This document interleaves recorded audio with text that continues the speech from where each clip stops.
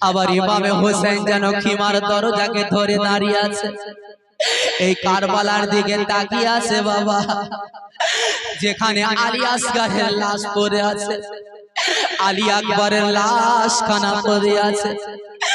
বেরাদার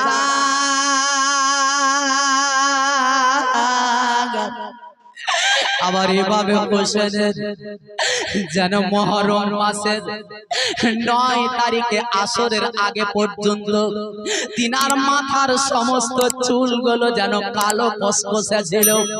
আর মুহররম মাসের 10 তারিখে জোহরের পরে আমার ইমামে হোসেনের মাথার চুলগুলো সবগুলোই যেন পেকে গেছিল। এত দুঃখ হুসেনকে হুসাইন যিনি পেয়েছিলেন। সামাইনে কেরাম এদিকে যেন খিমার ভিতরে দাঁড়িয়ে আছে, কোন একজন মেয়ে যেন চিৎকার করে বলে, দাদা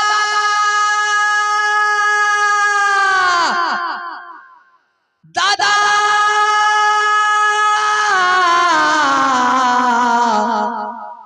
এই দাদা দাদা বলে যখন চিৎকার করতে লাগলে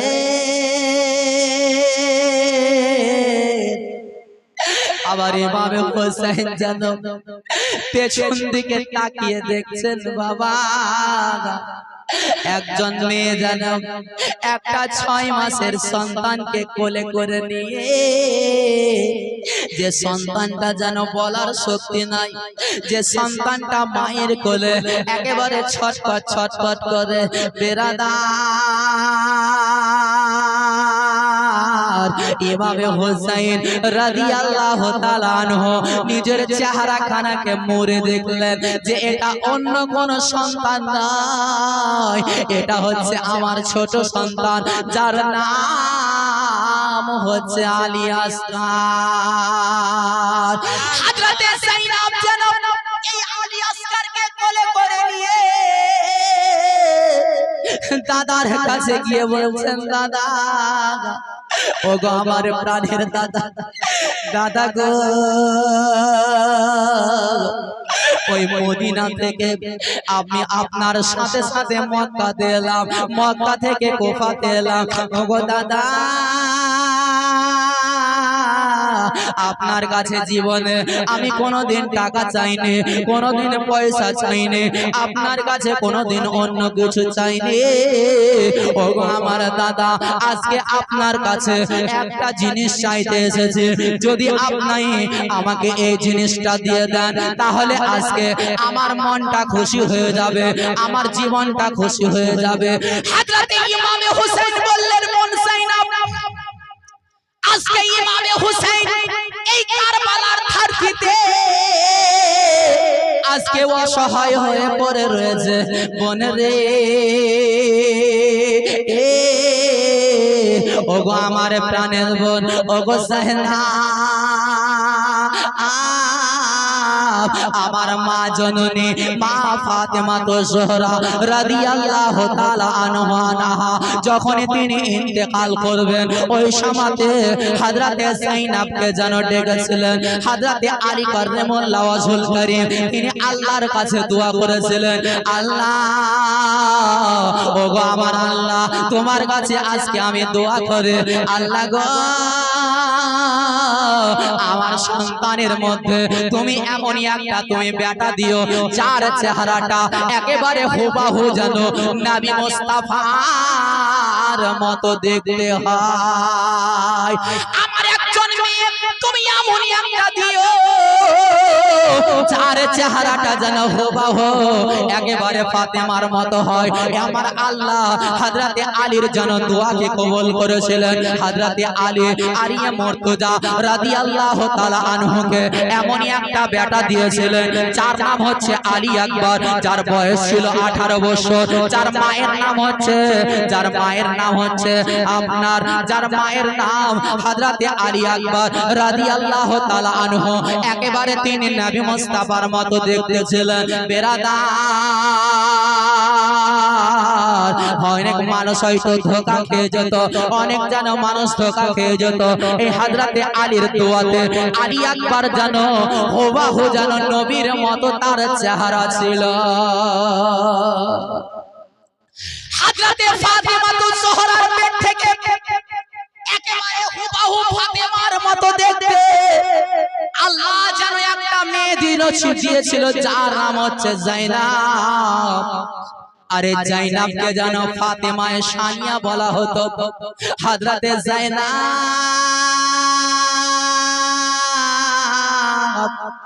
তিনি যেন মাথার কাছে বসে আছে। আমার ফাতেমা তো জোহরা বলছে, বেটি রে, ওরে আমার বেটি শোনো রে, আমি তোমাকে একটা ওসিয়ত করে আমার বেটা ইমামে হোসেনকে জানো, ইমামে হোসেনকে জানো আমি ভালোবাসি। ইমামে হোসেন রাদিয়াল্লাহু তাআলা আনহুকে আমি নিজের প্রাণের চাইতে ভালোবাসি। ওরে বেটি জাইনাব, এমনই একটা দিন আসবে, এমনই একটা সময় আসবে যেদিন আমার বেটা একেবারে নিরাশ হয়ে যাবে, একেবারে নিরাশ হয়ে যাবে, একেবারে যেন বেসাহারা হয়ে যাবে। বেটি রে, ওই সমাজে আমি ফাতেমা থাকবো না, ওই সমাজে তোমার আব্বা আলী থাকবে না। ওরে বেটি,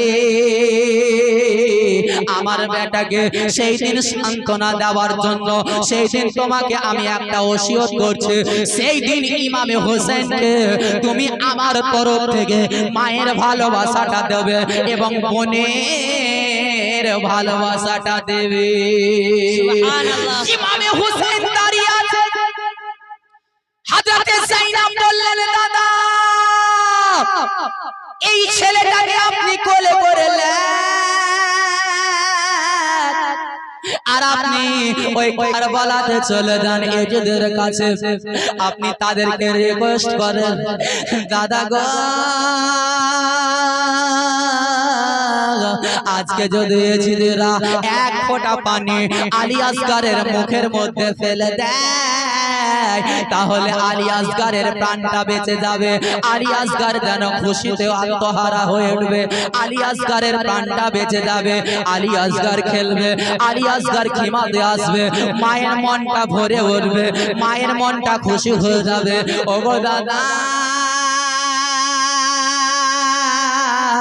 একবার আপনি আলী আসগরকে কোলে করে নিয়ে ওই কারবালাতে চলে যান। আবার ইমামে হোসেন বললেন, ওরে বোন জাইনাব শোনো রে শোনো, আজকে আমাদের জন্য ওই ফোরাত নদীর ঘাটটাকে ঘেরাও করে রেখেছে। ওরে বোন জাইনাব, তারা আমাদেরকে পানি দেবে না, আমাদেরকে পানি দেবে না, আমাদের জন্য পানিকে বন্ধ করে রেখেছে। ওগো আজকে যদি আলী আসগরকে নিয়ে যায় তারা আমাদেরকে কোনোদিন পানি দেবে না। হযরতে উম্মে রুবাব এলেন, আলী আসগরের মা এলেন, হযরতে ইমামে হোসেনের হাত দুটোকে ধরে, চরণ দুটোকে ধরে তিনিও রিকোয়েস্ট করলেন, ওগো স্বামী একটু যদি আপনি আলী আসগরকে নিয়ে যান, তারা যদি পানি দিয়ে দেয় তাহলে আমার সন্তানের প্রাণটা বেঁচে যাবে। ইমামে হুসাইন যেন কোলে করে নিলেন, আলী আসগর যেন ছটফট করে। আলী আসগর বলতে পারে না, ওগো আমার প্রাণের আব্বা, আব্বা গো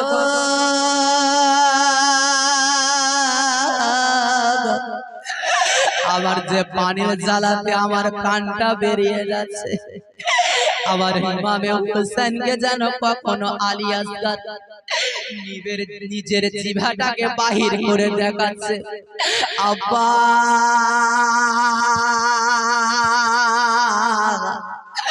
আমার জিভটা যেন শুকিয়ে গেছে, এই জিভে যদি এক ফোঁটা পানি দিয়ে দেয় তাহলে আপনার লাল, আপনার কলেজার টুকরা, আপনার নয়নের পুতুল এই আলী আসগরের প্রাণটা যেন বেঁচে যাবে। আমার ইমামে হোসাইন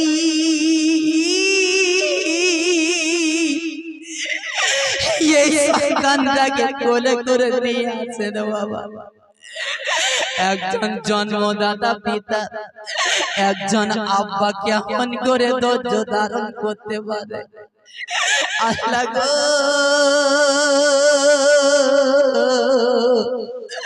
আমি যাকে জন্ম দিয়েছি আমি পিতা হয়ে আজকে কেমন করে আমি সহ্য করি?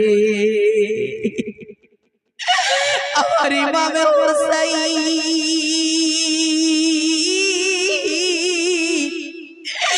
তিনি যেন আলী আসগরকে কোলে করে দিলেন। ইমামে হোসেন যেন খালি পায়ে উত্তপ্ত মরুভূমি বালুর উপরে আলী আসগরকে কোলে করে নিয়ে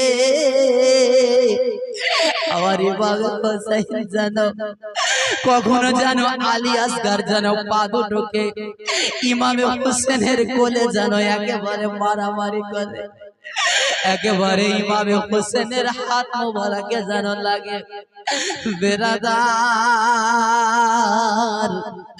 আমার ইমামে হোসেন যেন আলী আসগরকে কোলে করে নিয়ে ওই কারবালার ধার দিতে মরুভূমির উপরে আমার ইমাম যেন দাঁড়িয়ে গেলেন। ইমামে হোসেন যেন বলতে লাগলেন, ওরে যে সৈন্যরা, ওরে ওবাইদুল্লাহ বিন জিয়াদ শোন রে, ওরে ইবনে সাদ শোন, ওরে এজিদে সৈন্যরা শোন, আজকে যদি তোরা এই আলী আসগরকে এক ফোঁটা পানি, এক পিয়ালা পানি যদি পান করাতে পারিস, এক চুল্লু পানি আলী আসগরের মুখে যদি তোরা দিতে পারিস, আমি ইমামে হোসেন আজকে তোদের কাছে অঙ্গীকার করে বলছি, আজকে শপথ করে বলছি, তোদের কাছে আজকে আমি ওয়াদা করে বলছি, কিয়ামতের দিবসে আমি নবী মুস্তাফাকে বলে, আমার নানা জানকে বলে, আজকে আহলে বায়াতের সাহায্য করার কারণে, আহলে বায়াতকে মহব্বত করার কারণে আমি নবীকে বলে, কাল কিয়ামতের দিবসে তোদেরকে কাউসারের পানি আমি পান করিয়ে দেব। সুবহানাল্লাহ। ইমামে হোসেন যেমনই বললেন, এজিদি সৈন্যরা যেন দাঁড়িয়ে আছে,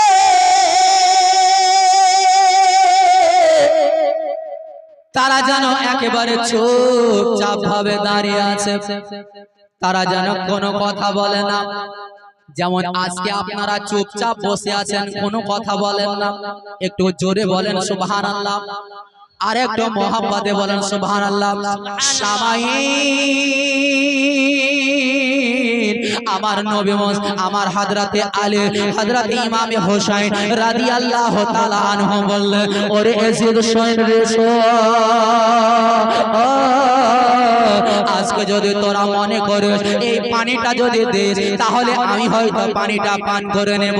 এই ভয় যদি তোদের ভিতরে থাকে, এই ডর যদি তোদের ভিতরে থাকে, আমি ইমামে হোসেন আলী আসগরকে রেখে দিলাম এই মরুভূমি বালুচরের উপরে, তোরা এসে আলী আসগরকে পানি পান করে দে, আলী আসগরকে এক চুল্লু পানি দে, এক পিয়ালা পানি দিয়ে দে।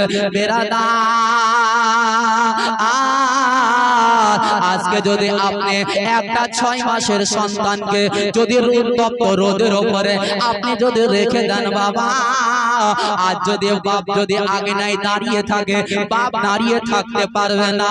মা জননী যদি ভাত রান্না করে, ভাত রান্না করে করাকে ছেড়ে দেবে, মা যেন ছেলেকে তুলে একেবারে সিনার মধ্যে লাগিয়ে নেবে, মা থাকতে পারবে না।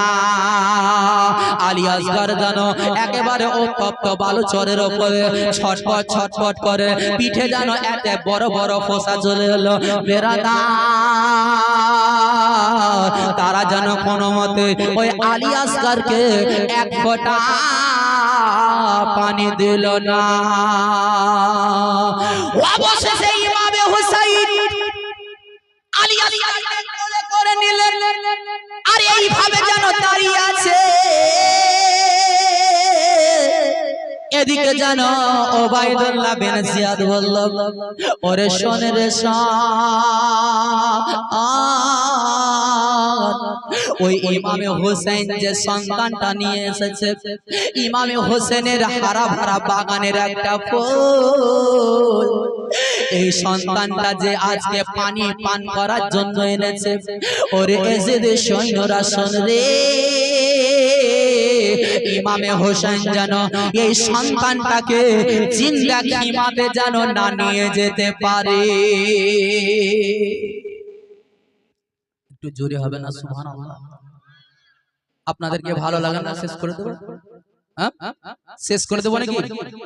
একটু জোরে বলুন সুবহানাল্লাহ। সুবহানাল্লাহ। হযরতে ইমামে হোসেন যেন দাঁড়িয়ে আছে, এই দিকে যেন ওবাইদুল্লাহ বিন জিয়াদ বলল, রে হুরমিলা বিন কাহিল,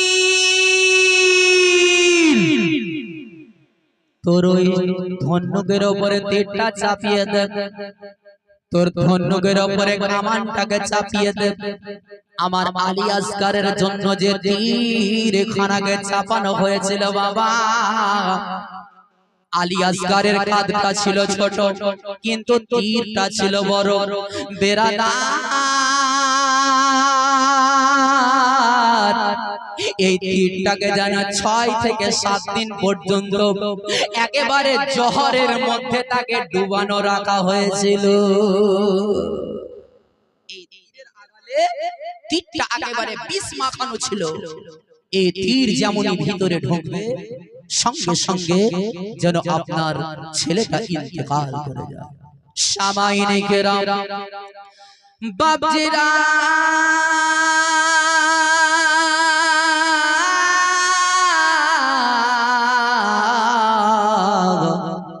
আবার ইমামে হোসেন এইভাবে যেন সন্তানকে কোলে করে নিয়ে আছে। আর এদিকে যেন হুরমিলা বিন কাহিল তীর ধনুকের উপরে তীর খানাকে যেন চাপিয়ে দিল।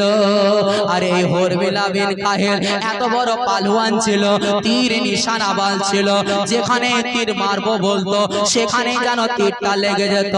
হযরতে হুসাইন যেন দাঁড়িয়ে আছে, এজিদের সৈন্য বলল, ওবাইদুল্লাহ বিন জিয়াদ বলল, ওরে হুরমিলা বিন কাহিল তীরটাকে তো ছেড়ে দে রে, ছেড়ে দে। কিন্তু জানো হুরমিলা বিন কাহিল জানো এইভাবে তীরটাকে ধরে আছে বাবা, আর হাতটা যেন থর করে কাঁপতে লাগলো, আর তীরটা যেন মাটির মধ্যে পড়ে গেল। নারে তাকবীর, নারে তাকবীর, নারে রিসালাত, নারে রিসালাত, মাসলাকে আলা হযরত, মাসলাকে আলা হযরত, উলামায়ে আহলে সুন্নাত, উলামায়ে আহলে সুন্নাত, আল্লামা মাওলানা নাফিস আহমদ রাজভী সাহেব, আল্লামা মাওলানা নাফিস আহমদ রাজভী সাহেব, নারে তাকবীর, নারে রিসালাত। হযরত ইমাম হুসাইন ছেলেকে যেন কোলে করে নিয়ে দাঁড়িয়ে আছে। এদিকে যেন হুরমিলা বিন কাহিলের হাত দুটো যেন থরথর করে কাঁপে, তীরটা যেন ছাড়তে পারে না। এদিকে যেন ওবাইদুল্লাহ বিন জিয়াদ বলছে, ওরে হুরমিলা, এত বড় পালোয়ান হওয়া সত্ত্বেও তীরটা কেন ছুটতে পারিস না রে? ওই হুরমিলা বিন কাহিল বলল, ওরে ওবাইদুল্লাহ বিন জিয়াদ, একবার খিমার দিকে তাকিয়ে দেখ রে, একটা বাচ্চা মেয়ে হাত জোর করে দাঁড়িয়ে আছে, আমাকে বলছে, ওরে হুরমিলা, আমার ছোট ভাই আলী আসগারকে তো মারবে না, আলী আসগারকে আমি কোলে করে নিয়ে খেলাধুলা করে, আলী আসগারকে কোলে করে নিয়ে সকাল থেকে সন্ধ্যা পর্যন্ত আমি তাকে নিয়ে খেলাধুলা করে, আমি তাকে সিনাই জড়িয়ে রাখে। ওরে শোন রে, এই আলী আসগারকে যদি তো মেরে দে, তাহলে আমার মতো দুঃখী আর দুনিয়ায় কেউ হবে না। এদিকে জানো সাকিনা হাত জোর করে দাঁড়িয়ে আছে উর্মিলা বিন কাহিলকে জানো ওবাইদুল্লাহ বিন জিয়াদ বলল, ওরে উর্মিলা বিন কাহিল, তোর ভিতরে যদি এত মায়া জন্মেছে, এত যদি দুঃখ জন্মেছে, তাহলে চোখ দুটোকে বন্ধ করে দে। আর চোখ দুটোকে বন্ধ করে নিয়ে একেবারে আলী আসগারের দিকে সাই করে তীরটাকে জানো তো ছেড়ে দে। হযরত ইমামে হুসাইন দাঁড়িয়ে আছে, এদিকে উর্মিলা বিন কাহিল এই তীরটাকে জানো বাবা চোখ দুটোকে বন্ধ করে একেবারে নিশানা করে সাই করে তীরটাকে যেমন ছেড়ে দিল বাবা, এই তীরটা যেন হাওয়াতে ভাসতে ভাসতে আবারে বাবে হুসাইন রাদিয়াল্লাহু তাআলা আনহুর কোলে যে সন্তানটা এসেছে আছে বাবা, এই আলী আসগারের গলাতে এসে যেন কাচ করে ঢুকে পড়ল। আবার ইমামে হোসেনের সন্তান আলী আসগারের গলাতে যেন তীর বিষ মাখা তীরটা এইদিকে ঢুকে গেল, এইদিকে বাহির হয়ে আবার ইমামে হোসেনের বাহুতে যেন তীরটা বিঁধে গেল। আবার ইমামে হোসাইন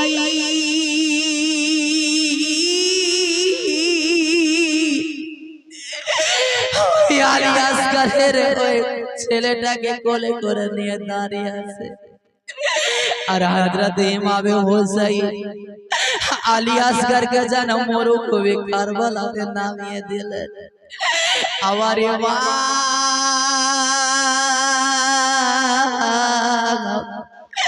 ইমামে হোসেনের যেন সেই সময় বয়স ছিল বাবা 56 বছর 5 মাস 5 দিন বয়স ছিল। এই 56 বছর 5 মাস 5 দিন বয়সে ইমামে হোসেনের শরীরে যত শক্তি ছিল বাবা, সমস্ত শক্তি লাগিয়ে ওই আলী আসগারের গলা থেকে যেন তীরটাকে বাহির করলে। সুবহানাল্লাহ সুবহানাল্লাহ। আমার ইমাম হোসেন যেন ছেলেকে কোলে করে দিলেন, আর যেন গলা থেকে যেন ডিপের মতো পানির ফোয়ারা, ডিপের পানির মতো যেন রক্তের ফোয়ারা বাইর হতে লাগলো। আমার